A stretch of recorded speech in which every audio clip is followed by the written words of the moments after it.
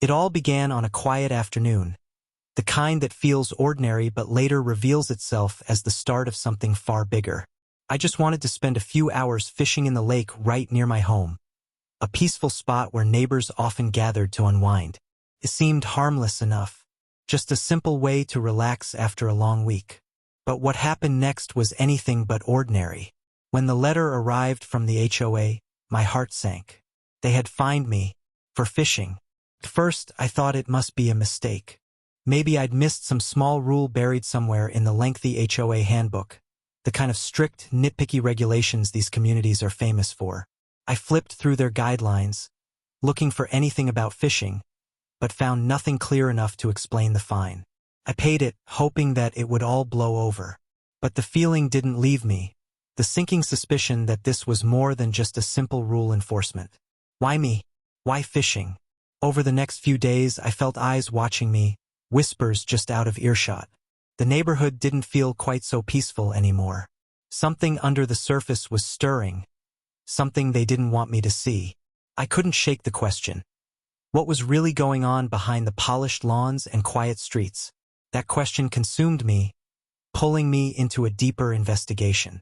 The fine was just the opening curtain, a small act that soon unraveled a web of secrets and betrayal far beyond what I ever expected.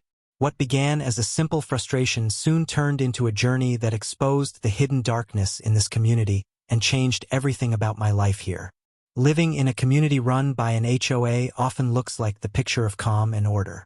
From the outside, the streets are spotless, every lawn is perfectly trimmed, and neighbors greet each other with polite, almost rehearsed smiles.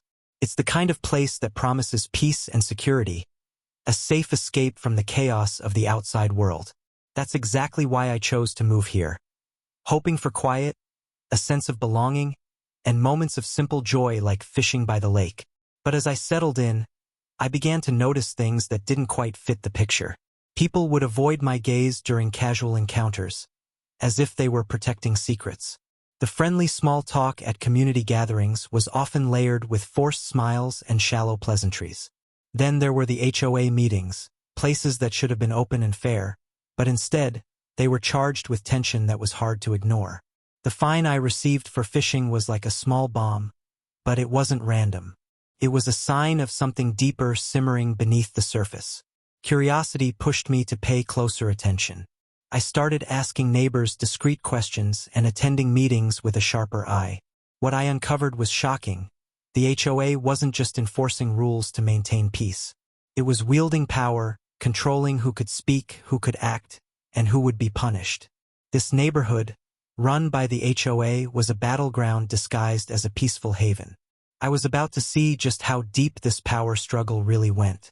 When I reached out for answers about the fishing fine, I was met with silence and stone walls. The HOA board members were tight-lipped, defensive, and cold. Their eyes avoided mine, and their words were carefully measured, like they were guarding some dark secret. It was clear they didn't want to talk, not just about the fine, but about anything that could expose what was really happening. Feeling blocked, I started talking to other residents quietly, behind closed doors and away from prying ears. Some neighbors were scared to speak. Others seemed resigned, as if they'd accepted this unfair system as fact. That's when the whispers began, soft but filled with meaning. Secret deals were made behind closed doors, bans were handed down unfairly, and favoritism ruled the day. The HOA wasn't just about rules. It was a way for a small group to control the entire neighborhood, bending the law to their own benefit. It became clear the fishing fine wasn't about fishing at all. It was a warning, a message meant to silence me before I dug too deep. Those who dared speak up faced swift punishments that went far beyond simple fines. Meanwhile, those who stayed quiet continued to live under the board's watchful eyes, caught between fear and compliance. The first crack in the perfect facade of my neighborhood revealed a complicated game of power, control, and betrayal, and I was right in the middle of it. My world changed the day I found out my closest neighbor was actually part of the HOA board. Up until then, I had trusted them, shared smiles, exchanged casual talks, even confided a little. But everything crumbled the moment I saw that cold, unreadable look on their face during the last HOA meeting. It hit me like a punch. They were with the insiders, not with me, not with fairness or justice. The betrayal cut deeper than any fine or warning letter ever could. Suddenly, I understood this wasn't just about following or breaking rules. It was personal. They used their power not to protect our community, but to control it, punishing anyone bold enough to question the system. Their coldness was a clear sign. They were guarding secrets and guarding their own behind the scenes. I felt alone, angry, confused. But that anger gave me something else too, determination. If this was a battle, then I was ready to fight back. But fighting blind wouldn't work. I needed a plan, something smart and careful. A way to expose the truth without getting crushed under their power. The road ahead was dangerous, but I knew one thing for sure. I wouldn't let betrayal win. I knew I had to fight back, but it wasn't going to be easy. The HOA's power was wrapped in layers of rules and secrets, so I decided to turn their own game against them. I started digging, pulling out old HOA documents, financial reports, meeting minutes, anything I could get my hands on. I met with neighbors quietly, those who were willing to speak but too afraid to act openly. Together, we began to piece the truth together. What I found was worse than I expected.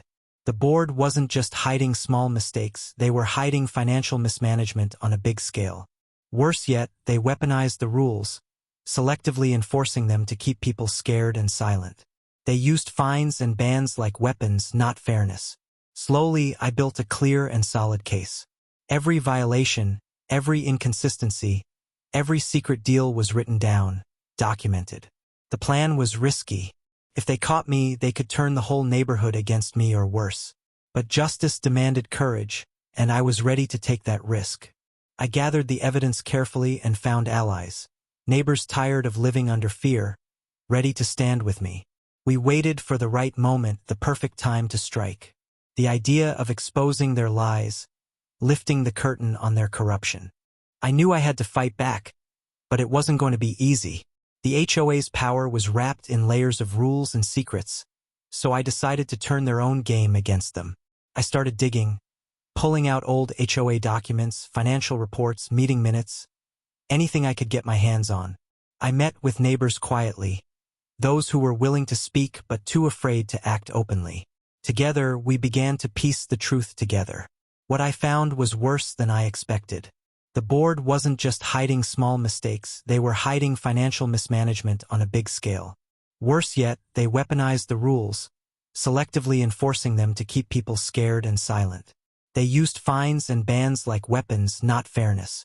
Slowly, I built a clear and solid case.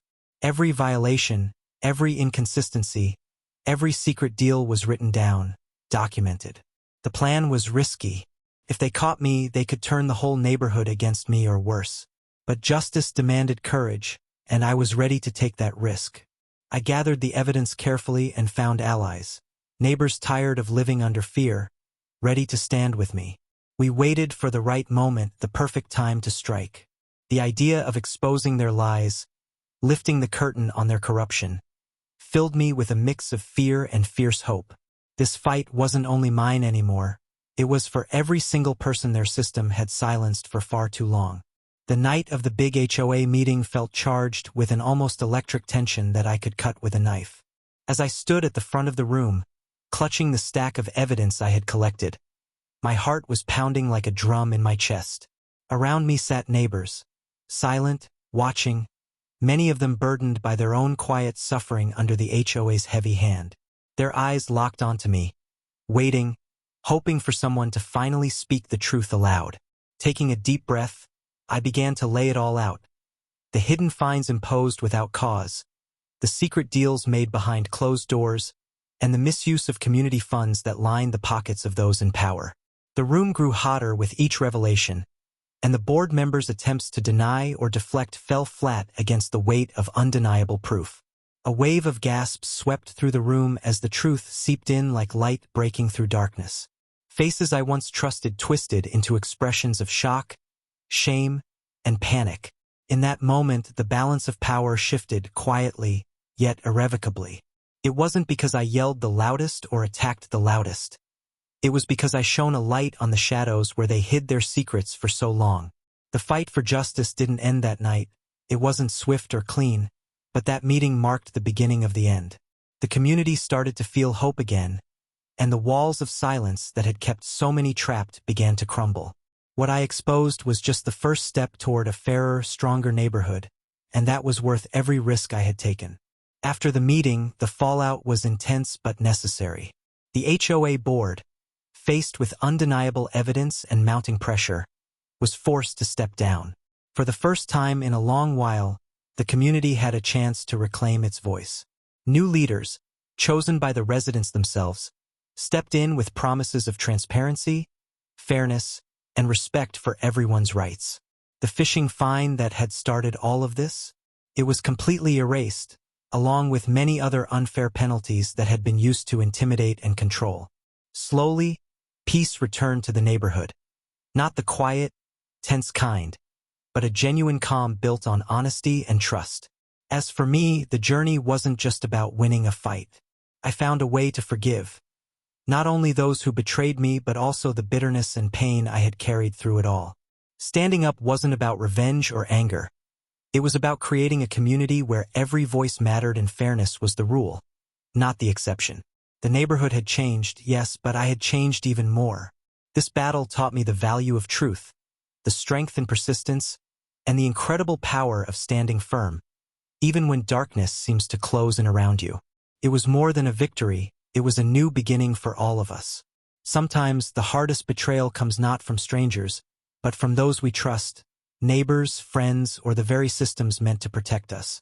It's easy to feel powerless when injustice hides behind complicated rules and walls of silence. But this story shows that even in the darkest moments, standing up matters. Even when you're scared and alone, courage and persistence can turn the tide. This isn't just a tale about an unfair HOA fine. It's about exposing hidden truths, challenging unfair power, and shining light into places others want to keep dark. Every community deserves fairness, honesty, and respect, where voices are heard, not silenced. When life puts secrets and lies in your path, remember this: justice isn't just for the powerful or the loudest. It's for those who refuse to give up, who keep fighting for what's right, no matter the cost. That determination can change everything.